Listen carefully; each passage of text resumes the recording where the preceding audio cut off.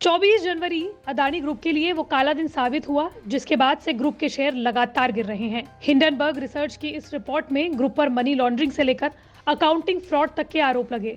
बता दें कि अदानी ग्रुप कोई मामूली ग्रुप नहीं है। देश के एयरपोर्ट्स, पावर प्लांट से लेकर बंदरगाहों तक में इसका निवेश है। हालांकि रिपोर्ट आने के बाद आरबीआई ने भी तुरंत एक्शन लेते हुए देश के तमाम सरकारी बैंक से ग्रुप के लिए उधार का ब्यौरा मांग लिया है। हिंडनबर्ग की रिपोर्ट का असर घरेलू ही नहीं, अंतर्राष्ट्रीय स्तर तक पहुंच चुका है। जो अदानी ब्लूमबर्ग बिलियनियर्स इंडेक्स में नंबर 2 पर हुआ करते थे, अब वो कुछ ही दिनों में खिसक कर 21वें पायदान पर पहुंच गए हैं। इसी बीच निवेशकों के लिए विश्वसनीयता खोते अदानी ग्रुप की कंपनियों के गिरते शेयर को लेकर ग्लोबल रेटिंग एजेंसी मूडीज ने भी अपनी रिपोर्ट जारी की है। मूडीज के मुताबिक एजेंसी भी अदानी ग्रुप के शेयर्स का आकलन करेगी।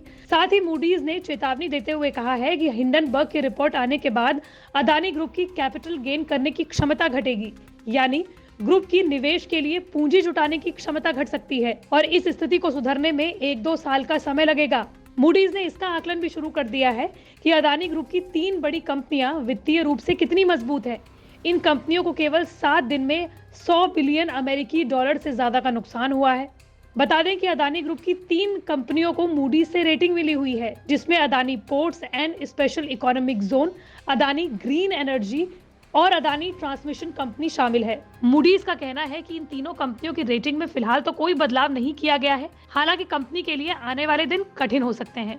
हालांकि इससे पहले दुनिया की सबसे बड़ी क्रेडिट रेटिंग कंपनियों में से एक फिच ने भी अदानी ग्रुप को राहत देते हुए कहा था कि हिंडनबर्ग की रिपोर्ट के बाद अदानी ग्रुप का क्रेडिट प्रोफाइल तत्काल रूप से प्रभावित नहीं हुआ है। 24 जनवरी को जिस दिन हिंडनबर्ग की रिपोर्ट अदानी ग्रुप पर आई, उसी दिन से ग्रुप के शेयर्स में तेजी से गिरावट देखी जा रही है। अदानी ग्रुप की कंपनियों का मार्केट कैप घटने से गौतम अदानी की नेटवर्थ में भी भारी कमी आई है और इसी वजह से वो दुनिया के टॉप 10 बिलियनर्स की लिस्ट से बाहर हो गए हैं, जबकि हफ्ते भर पहले अदानी दुनिया के दूसरे और चौथे सबसे अमीर शख्स थे। लेकिन मूडीज क्या है और इसकी रेटिंग से कंपनी या देश को क्या फर्क पड़ता है, तो बता दें कि मूडीज एक अमेरिकी रेटिंग एजेंसी है जो दुनिया भर के लगभग 135 देशों का क्रेडिट रेटिंग जारी करती है, जिसे 1908-9 में जॉन मूडी ने बनाया था। ये दुनिया की 3 बड़ी क्रेडिट एजेंसियों फिच, स्टैंडर्ड एंड पुअर जैसी संस्थाओं में से एक है, जो दुनिया के 100 से ज्यादा देशों की सरकार और वहां की व्यावसायिक प्रतिष्ठानों को लेकर रेटिंग जारी करती है, जिसके आधार पर यह तय होता है कि उस देश या कंपनी में निवेश करना कितना सुरक्षित है।